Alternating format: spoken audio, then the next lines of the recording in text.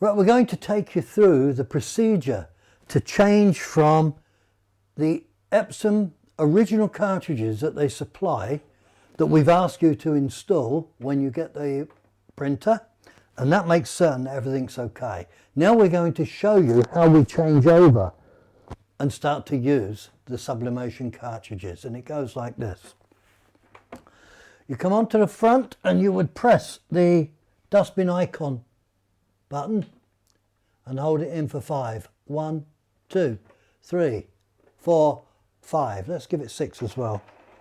You can hear it's already moving, but let's show you what's going on.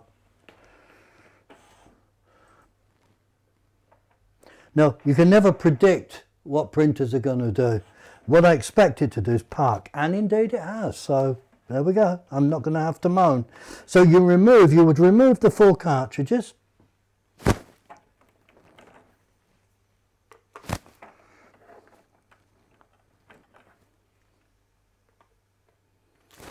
And we're now going to perform what they call a memory reset. I'll talk you through it once we've gone through the steps and it starts whirring up. What you would do is hit the power button and turn the printer off, and as you can see, the head is moving and it's going to park. We wait for the green light to say go off, so it's no longer busy. That's now off. What we would do then is pull out the AC power lead at the back of the printer. There we go. So we have a printer. Oh, you should also pull the USB lead out. There we go. We have a printer with no cartridges installed, etc., etc.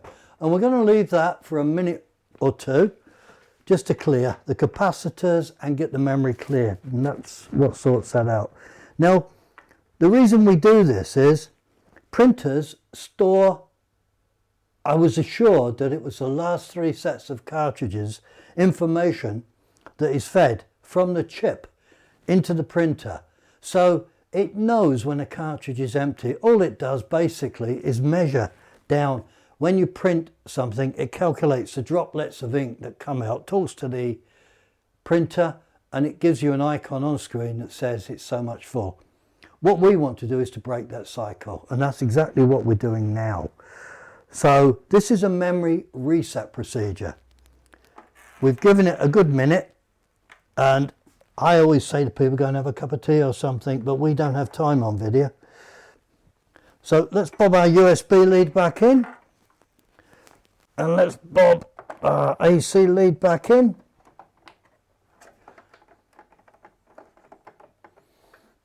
Okay, so we're now powered up, no cartridges. Let's turn the power button on. Now the printer's going to complain. It's going to stop here at this moulding that I discussed earlier in another video. And it's going to tell us that there's no cartridges. Well, it should do anyway. As I said, you can never predict what's going to happen.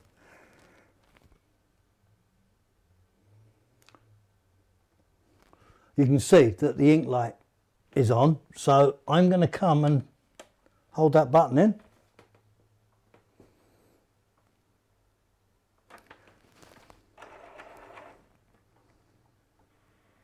As you can see, it stopped at the black to complain. There's an issue on the black. We know there's no cartridge, so on the yellow, on the magenta, on the cyan, and now it's parked ready to receive the cartridges.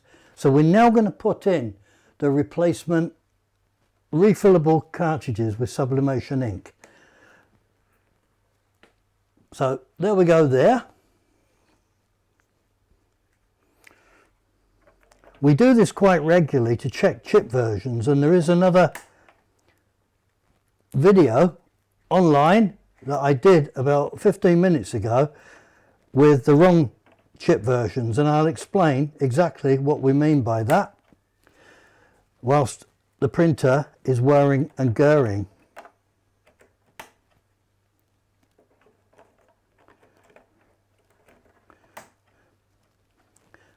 Cartridges are in, and we would hit our dustbin icon again, and then the printer will go off, and it'll have a look to look at those chips and see if the chips work with the firmware. Let's wait and see. If it doesn't, you will get a flashing light and the cartridge will stop here, the offending cartridge. It looks as though the printer's not busy, and it looks as though those are accepted.